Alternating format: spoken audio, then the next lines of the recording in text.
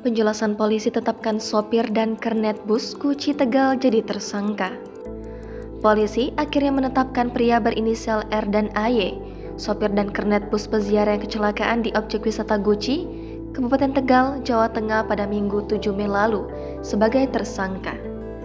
Dikutip dari Kompas.com, keduanya ditetapkan tersangka setelah dianggap lalai, sehingga mengakibatkan kecelakaan yang sampai memakan 2 korban jiwa warga Tangerang Selatan. Kepala Kepolisian Resor Tegal, AKBP Muhammad Sajarot Zakun mengatakan, keduanya dijerat pasal 359 KUHP.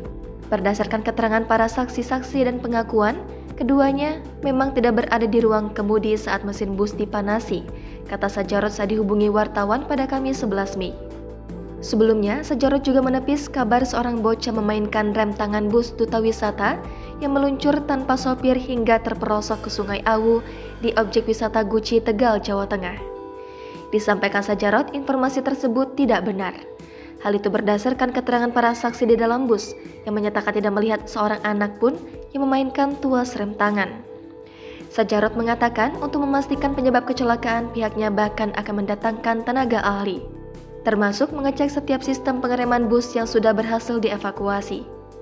Seperti diketahui, bus yang membawa rombongan peziarah asal Tangerang Selatan meluncur bebas tanpa sopir dari tempat parkir hingga terjun ke Sungai Awu, objek pemandian air panas Guci Tegal, Jawa Tengah pada Minggu 7 Mei lalu. Dalam peristiwa itu, 37 penumpang di dalamnya mengalami luka-luka hingga 2 diantaranya meninggal dunia.